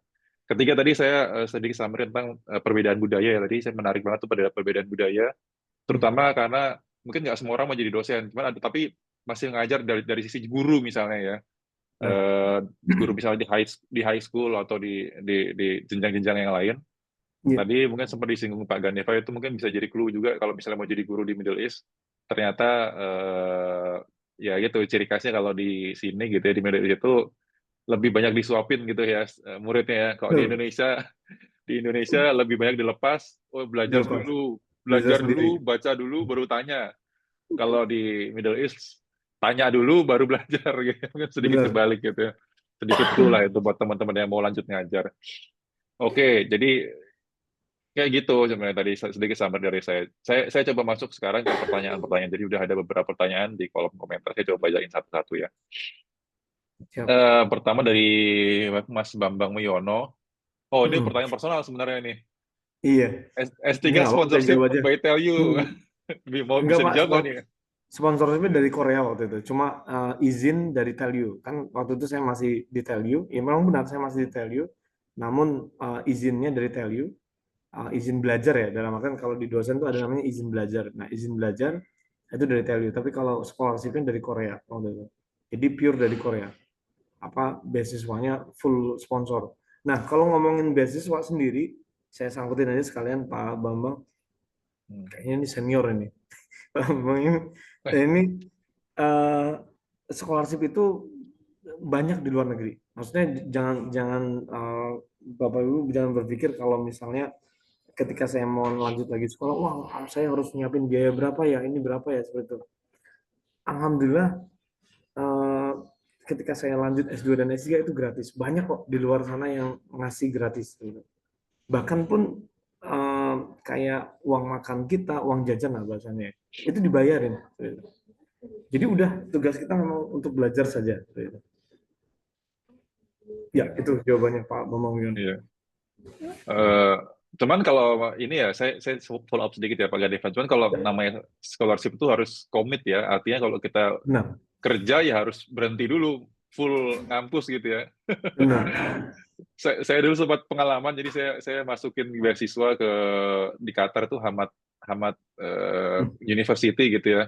Dia menawarkan beasiswa tuh luar biasa gede. Teman waktu itu saya sempat telepon-teleponan dengan apa namanya dengan ya yang ngurusin Ya, scholarshipnya staffnya. di staffnya lah ya. Nah, jadi tanya jawab.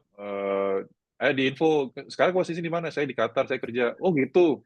Di sini nggak terima kerja gitu, harus full time kalau mau dapat beasiswanya. Jadi terserah mau ngambil beasiswanya, tapi harus berhenti kerja atau ya udah ditinggalin beasiswanya. Tinggalin Jadi beasiswanya. tapi itu normal ya di mana-mana emang gitu ya, kalau beasiswa Ya, harus komit ya, normal nggak kayak bisa. gitu. Ketika saya dulu switch dari ZTE ke beasiswanya S2, itu pun ya harus di stop, nggak bisa, nggak. Gitu.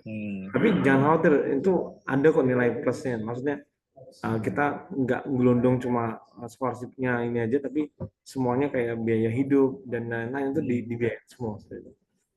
Oke. Tapi ini masih ada plan lanjutan nih dari Pak Bambang Wiono. Jadi kalau majornya di Middle East yang kira-kira masih booming gitu ya 10 tahun ke depan gitu ya. Cuman mungkin kalau Pak Ganeva mungkin sekitar bidang IT atau security mungkin ya. Apa tuh Pak kira-kira Pak? Yang nomor satu sekarang di Middle East lagi konsen ke computer science, tepatnya AI ya kan. Computer science itu ini ada senior saya di sini namanya nggak baru lihat saya namanya.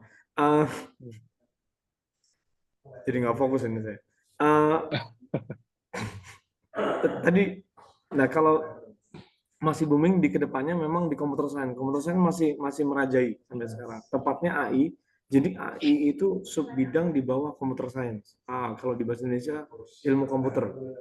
Nah itu ilmu komputer itu masih oke. Informatika ada yang nyebutnya kayak ITB, lalu kemudian Telkom University kita bilangnya informatika. Tapi kalau UI bilangnya ilmu komputer. Gitu. UGM juga bilangnya ilmu komputer. Nah jadi ilmu komputer sub bidang AI itu masih favorit sampai 10 tahun, bahkan visinya Prince dan King sebenarnya raja dan pangeran, mereka visinya masih sampai 2035 itu adalah AI. Persis banget yang Pak Bambang tulis ini adalah 10 tahun persis di tahun 2035 UAE ingin menjadi lead di bidang AI. Nah itu kan baru dengar ya, kalau ngikutin berita, Donald Trump baru datang ke UAE, yaitu untuk biasalah bilateral country antara UAE apa yang bisa disupport dan Amerika apa yang bisa disupport seperti itu. Begitu Mas gitu. Oke, oke. Dan AI pun sebenarnya masih luas juga di dalamnya ya Pak Gandiva, kan Iya, masih ada banyak juga banget. yang tentang mungkin tentang algoritmanya gitu ya. Ada Semuanya. juga tentang Bahkan hardware-nya AI dan security segala pun macam ada ya. gitu. Ya, betul, betul, betul. Jadi masih banyak banget tentang AI ya. Bener. Saya boleh nanya nggak lanjut nih. Kalau telekomunikasi gimana Pak? 6G gitu ya, masih lanjut lah ya. Masih akan terus lanjut ya. Kalau itu nggak di kita nggak terlalu sih, cuma di Hmm. bidangnya ada namanya communication, wireless communication. Nah, wireless communication itu masih dilanjut, tapi dia ngegodoknya di bidang yaitu lanjut aja dari 5G ke 6G, 6G ke 7G. Nah, itu adalah lahir-lahir ilmu baru kayak semacam apa protokol baru, terus kemudian uh, apa namanya merging data di antena, bahkan yang saya dengar tuh antena kedepannya juga akan diubah lagi kayak gitu. Nah itu Oke. mungkin ya ilmunya masih di seputaran itu, basic-basic antena, basic-basic modulation, basic-basic enkripsi. Nah itu masih basic-basic protokol. Ya palingan dari A ke B, B ke C dan seterusnya gitu pindahnya. Tapi kalau ke Oh, AI itu cabangnya juga yang tadi Mas Dito bilang juga sebenarnya banyak di bidangnya di AI juga. mungkin yang dimaksud dengan booming itu ini ya lebih ke kalau masalah riset, budgetnya larinya ke situ kebanyakan gitu Ya, ya, maksudnya booming gitu ya. ya, Kalau dan misalnya favorit bidang, dalam artian booming juga bisa ditranslate juga ke kerjaan gitu. Dalam artian oke, yang masih favorit gitu. Sama telco, telco jangan jangan maksudnya telco pun masih favorit sebenarnya. Cuma kalau dibanding AI untuk di UAE, AI sekarang masih ke nomor satu dia, lompat ke nomor satu. Nomor dua ini telco, masih kok sebenarnya. oke, Bahkan oke. migas di nomor tiga sekarang posisinya. Jadi nggak terlalu inilah, walaupun sebenarnya core Hmm, mereka kan di migas ya seperti itu. hmm, oke, oke. Di gas mungkin nggak perlu banyak inovasi juga udah banyak ya ini yang menghasilkan Bener, uang ya, nggak banyak. itu aja udah Iya. banyak banget mereka. Tumpah-tumpah kalau So- bahasa gitu. Selain itu ada lagi nggak Pak, misalnya kalau ya sepengetahuan Pak Gandeva aja ya, Mm-mm. mungkin energi terbarukan atau semacam itulah Ada yang atau versi agak sedikit kalau saya bahasa translate agak sedikit ini ya apa sih nggak ke kanan nggak ke kiri atau hmm, bahasa hmm, gaulnya apa ya bencong lah so itu. Nah itu ada hmm, nama hmm. bahasa sustainability. Nah sustainability itu kan Sustainability, oke. iya itu kan tengah-tengah sebenarnya. Dia belajar Hmm, manajemen enggak, dia belajar IT juga enggak sebenarnya. Nah itu oke, oke. yang kekinian sih itu kan gara-gara untuk support PBB aja United Nations. Dalam artian dia Hmm, ada sub bidang SDG. Nah itu untuk support hmm, itu tadi yang saya bilang untuk daerah tertinggal, daerah miskin, hmm, untuk menjaga habitat ikan, climate, hmm. cuaca dan lain-lain. Nah itu dia Oke, fokusnya oke. fokusnya ke sustainability ya. Sustainability ya. Ya, karena mungkin pengaruhnya juga di Timur Tengah kan banyak eksplorasi di mana-mana ya, oil Benar, and gas ya. Jadi benar, kalau saya dengar-dengar tuh di Saudi itu kayak gimana mereka pelestarian di Laut Merah, kalau di benar. Qatar UAE ya pelestarian di sepanjang Persian Gulf itu lah ya. Di sini. Benar. Oh iya iya iya. Oke oke. Oke, nextnya, oke ya, apakah nanti ada rekaman? Ya, nanti kita upload di YouTube, sudah dijawab. Hmm, hmm, Dari Pak Wahid Nur Rohman. Jadi gini, hmm. apa ini? Untuk menulis secara profesional, apakah bisa dilakukan oleh pekerja biasa gitu ya? Bukan sedang kuliah atau dosen gitu ya, atau Ya, peneliti gitu. Jadi mungkin part time. Kayaknya pertanyaan saya juga ini dulu ya, sempat kita ngobrol iya. juga ya. Bisa nggak tuh Sangat-sangat kita bisa. neliti? Hmm, Ya. hmm. Pak Wahid ini sangat-sangat bisa, sangat banget bisa. Ya itu memang yang saya dorong bagi teman-teman yang mau pindah. Kita nggak bisa membuktikan tanpa Bapak Ibu ada tulisan. Jadi gimana tahunya saya misalnya Pak Wahid ini bagus atau tidak, non sewu, mohon maaf. Dalam artian ya saya bisa tahu ya kalau Bapak Ibu nulis gitu. Kalau nggak nulis ya saya nggak tahu levelnya di mana, lalu kemudian bidangnya apa. Kalau ngomong informatika juga, informatika bidangnya luas, luas sekali gitu. Apa Bapak Ibu orang AI, orang jaringan, orang database kan kita nggak tahu bapaknya mana.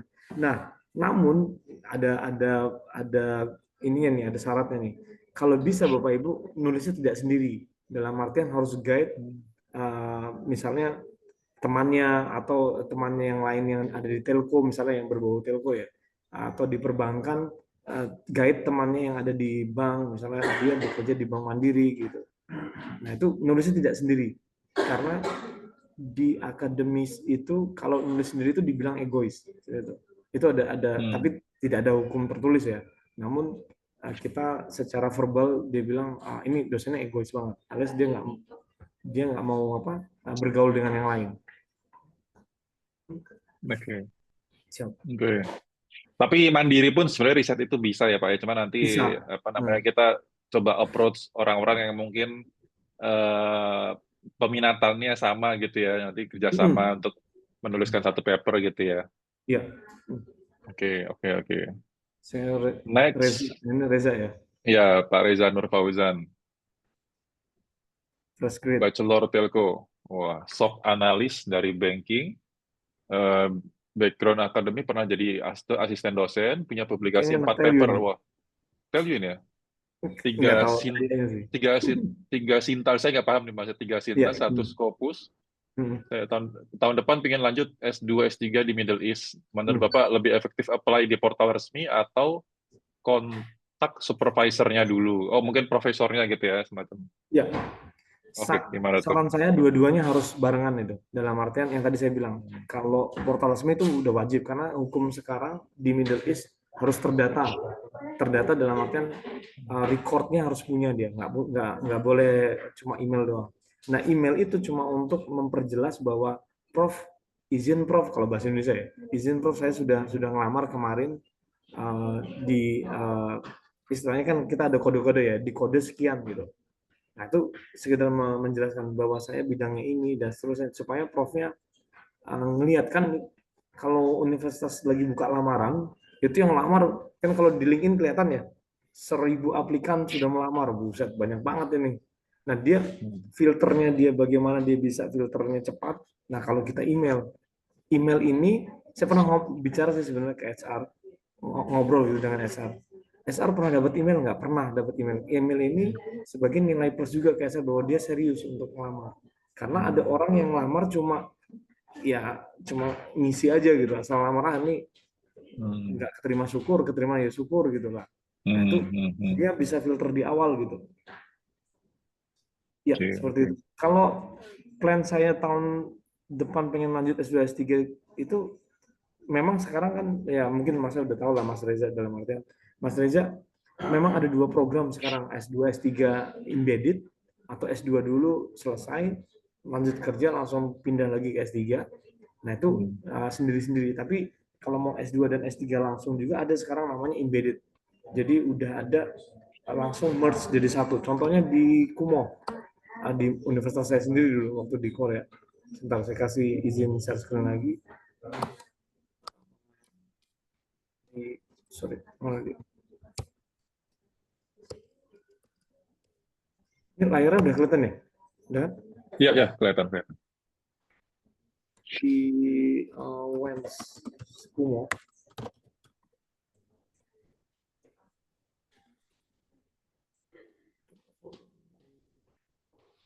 Nah ini di WENS Kumo ada program namanya, di kita ada 2 jalur kalau di Kumo, ada namanya integrated. Jadi ada PhD candidate, ada master candidate, ada master sama PhD jadi satu, namanya master PhD integrated. Nah ini ada di Kumo, nggak cuma di Kumo ya, di mana-mana sudah ada gitu. Ini yang S2 dan S3 langsung, jadi tanpa ada gap gitu. Ini ada teman-teman mantan Telkom sih, STT Telkom maksudnya. Sorry, Telyu sekarang namanya. Nah kayak gini nih, kayak Mas Krisma Asmoro, terus Muhammad Wicaksono, dan lain-lain ini ada di sini semua.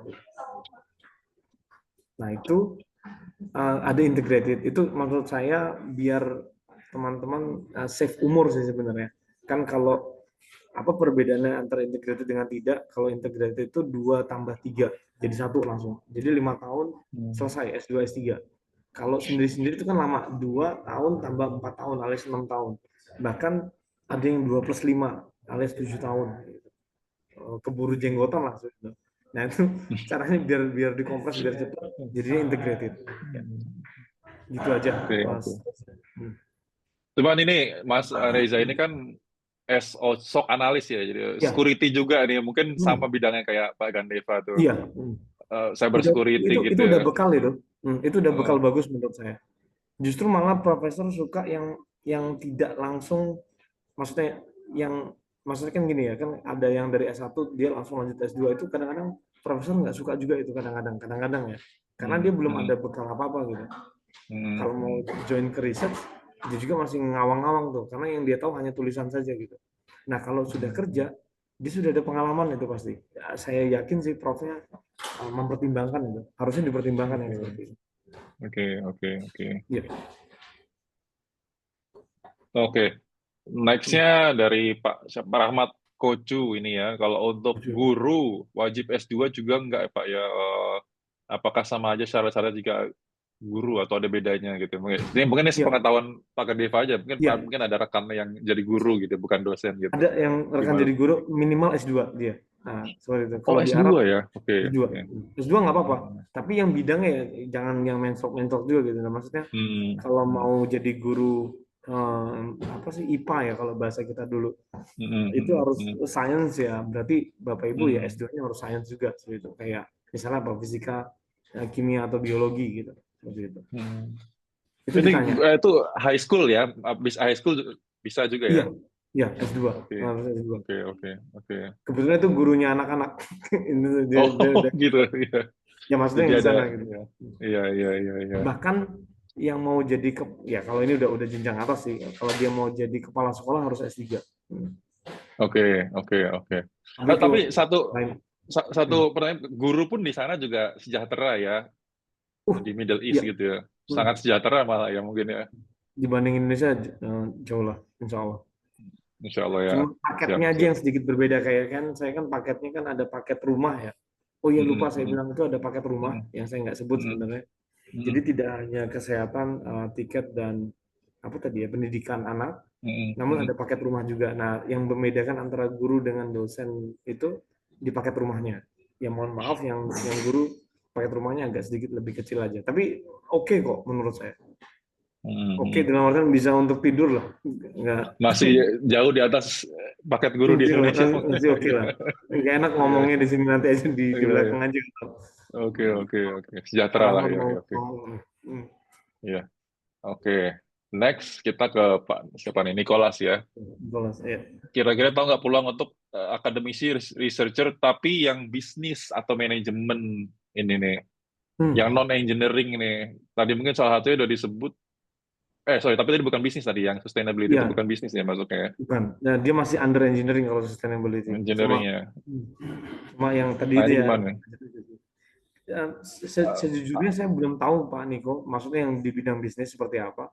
Namun yang perlu di cross check adalah universitasnya. Sementara ini yang saya tahu, yang saya selami ngelamar-ngelamar itu yang teknik semua sih. Kalau yang enggak, saya yakin pasti ada sih. Cuma saya nggak tahu ya universitasnya yang mana. Andai kata pun di kaus, sebentar saya cek kaus apa economic and business mungkin ya, economic business. Tahu deh, ada nggak kaus ya? Intinya kalau di universitas yang ada bidangnya harusnya bisa gitu. Harusnya ada maksudnya. Kaus enggak sih, namanya udah Science and Technology, ST. Iya, saya terus. Tapi rata-rata Yudi, memang yang terkenal iya, itu science and teknologi ya, STEM lah, iya masuk-masuk benar. STEM lah ya. Kayak UDST aja itu kan Science and Technology doang Science harusnya and bisa. teknologi, iya, iya, iya, Hmm. iya. Rata-rata science and Ya, teknologi. mohon maaf Pak Nicholas saya belum bisa jawab kalau yang bisnis. Oke. Nih, tapi ada pertanyaan lanjutan dari Pak Ya, Nicholas sebenarnya ini hal hmm. utama untuk menunjang kenaikan jenjang karir, misalnya dari Hmm. asisten profesor ke asosiat profesor, apakah itu jumlah publikasi, lama mengajar, dan lain sebagainya. Ya, apa tuh yang bisa bikin naik gitu ya? Harus sejalan sih, ya Pak Nicholas harus sejalan antara jumlah publikasi dengan lama mengajar. Jadi jumlah publikasinya juga harus ya istilahnya ada hasil, maksudnya per tahun let's say berapa dua, kemudian lama mengajar juga, ya itu menyedihkan. Kalau ditanya rata-rata berapa, setahun satu, ini rata-rata ya bicara normal di aturan GCC, setahun satu jurnal, satu conference, alias ya dua, tapi kan conference kan saya anggap mudah gitu, jadi tidak termasuk yang susah lah. Yang susahnya adalah satu tahun satu jurnal, lalu kemudian diam di rank itu maksudnya kayak tadi asisten profesor, full profesor, nah itu diam di rank minimal 3 tahun. Nah jadi lama dan publikasi ini harus jalan sama gitu, nggak boleh lama ngajar tapi dia tidak publikasi, ataupun sebaliknya ya, publikasi banyak tapi dia tidak ngajarnya baru sedikit, itu nggak boleh juga. Jadi itu harus seirama gitu. Publikasi dan ini tadi ya mengajarnya. Sama, ya.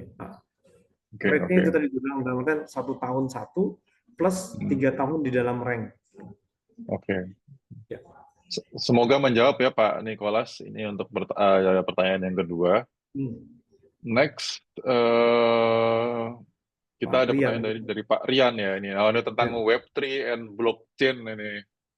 Apakah masih emerging nih di Middle East ya? Karena masih, iya, silakan. Web3 dan blockchain sebenarnya masih, cuma agak sedikit turun pamornya. Dalam artian karena AI ini ngebanting semuanya sih sebenarnya. Ya, cuma sebenarnya tidak berkecil hati juga, bisa kita miring-miringin kok, dalam artian Web3 in AI, blockchain with AI, kayak gitu-gitu. Nah, gitu Iya, itu cara bagaimana peneliti di UAE survive. Dalam artian kita harus ngikutin zaman, tidak boleh saklek aja. Nah, jadi ini juga bocoran ya ke teman-teman. Kalau dulu kita hanya berkecimpung di bidang A saja, tapi tidak bisa mengikuti zaman, nanti kadang-kadang digeser kita. Nah, kita harus ngikutin zaman juga. Misalnya kayak saya security. Nah, security ini harus dicampur sama security AI juga gitu. Jadi saya tahu saya agak sedikit, aduh AI ini apaan sih seperti itu. Nah, tapi karena kita sekarang ada di zamannya AI, jadi kita harus segregasi juga, agregat juga dengan AI juga gitu. Seperti itu. Dalam artian mau nggak mau dicocok logiin lah bahasa Indonesianya. Nah, ini bisa kok cocok logi antara security dengan AI seperti itu. Kalau blockchain dengan AI juga bisa kok seperti itu. Atau Web3 juga dengan AI juga bisa. Gitu.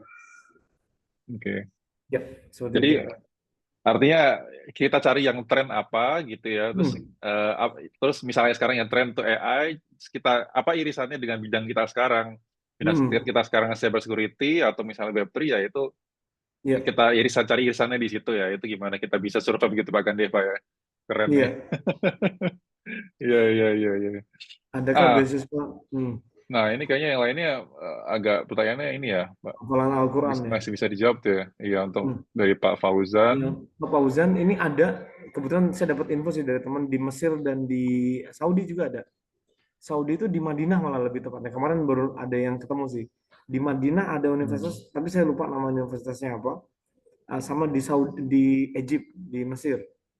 Itu ada beasiswa untuk yang penghafal Al-Quran. Waktu itu saya nggak ketemu, nggak disengaja sih, waktu di Madinah dia mahasiswa masih aktif, udah di tingkat akhir, dia ininya bidangnya ini untuk Al-Quran itu. Ada kok, ada Pak Fauzan ya, Mas Fauzan ya. Iya, Fauzan. Selanjutnya dari Pak Rahmadi nih. Ini tadi ini tentang kuliner ini. Ada ini nggak ya Pak ya? Info nggak ini ya, kalau kuliner ya? Ini tapi jenjang formal ini ini. Senior saya nih Pak. Oh ya. Enggak, ini. Oh gitu. Ini senior saya nih. Di sini nih ada Pak Ramadi namanya. Oh gitu. Ada 3 nama yang saya kenal di sini yang senior saya sebenarnya. Di sini dia pura-pura ganti nama ini. Oh gitu. Cuma sekalian lah, sekalian. Pendidikan kuliner ada Pak Ramadi, ada di Korea. Di Korea ada pendidikan itu dari universitas, lupa ingat saya namanya apa. Itu memang untuk di bidang, kan Bapak Ibu udah tahu ya, Korea kan sekarang lagi booming sama movie K-drama yang Bapak Ibu tahu, sama kuliner juga dari makanan. Itu ada universitas yang bidangnya untuk kreator movie sama kulineri, itu ada di sana di Korea. Resmi kalau itu dari pemerintah, itu jalur formal. Di NHI juga ada kalau nggak salah. Pak Ramadi di NHI Bandung ya, NHI Bandung. Ada juga itu. Oke, oke. Semoga Pak Ramadi bisa senyum. Ini kalau pertanyaan dari senior suka deg-degan ya jawabnya ya Pak Gandeva ya. Oh, ada suami teman. Oke deh. Ya. Ya, Bachelor Culinary. Hmm. Bisa Oke, Pak, ada di oke. NHI. Kalau di Bandung di NHI, setahu saya. Kalau di Korea itu juga saya pernah dengar itu. Ada di kuliner juga di Korea. Hmm. Siap. Semoga menjawab ini dari pertanyaan dari teman-teman semua nih. Oke, jadi kayaknya materi udah disampaikan, pertanyaan alhamdulillah sudah Hmm. terjawab semua, insya Allah Baterai bisa juga udah tinggal membantu. 30% ini, Ada Pak 30% ya. Mas Dito. Bentar lagi azan maghrib juga ya di sana ya. Siap. Oke, oke, oke. Jadi mungkin kita cukupkan dulu ya sekarang ya, karena saya rasa udah nggak ada pertanyaan lagi. Eh, Pertama, saya terima kasih dengan Pak Gandeva sudah meluangkan waktunya di tengah-tengah kesibukannya mengikuti seminar di sana-sini. Terima kasih sudah meluangkan waktunya. Insya Allah apa yang dibagikan nanti mungkin bisa bermanfaat buat teman-teman. Kalau bukan yang di sini nanti insya Allah kita upload juga di YouTube. Jadi mungkin nanti insya Allah ada juga yang mungkin dapat infonya lah ya bisa terus berlanjut lah. Informasi yang sini Siap. nggak cuma tertahan di sini doang. Gitu Ya. juga buat teman-teman. Di Terima LinkedIn kasih juga, udah. Mas Dito. Oke, ya. Di LinkedIn LinkedIn. juga kalau mau ya silakan aja, nanti bisa dilanjut Oh iya, japri siap, di LinkedIn gitu misalnya. siap, siap. Mau. Nanti kita kita masukkan juga LinkedIn. Ini LinkedIn Pak Gandeva juga tadi udah saya put di kolom chat ya. Kalau teman-teman mungkin ada yang mau lanjut jadi dosen atau riset atau mau kebetulan lagi di Middle Siap. East mau ketemu dengan Pak Gandeva mungkin bisa japri lewat LinkedIn-nya ya. Insya Allah Siap. semoga makin banyak teman-teman dari Indonesia lah yang terbantu lah yang eh, Amin. ya insya Allah jadi amal jariah buat kita semua lah. Gitu aja saya coba close ya hari ini ya. Terima kasih banyak Pak Gandeva atas waktunya teman-teman semuanya. Makasih. Kita jumpa lagi di lain kesempatan.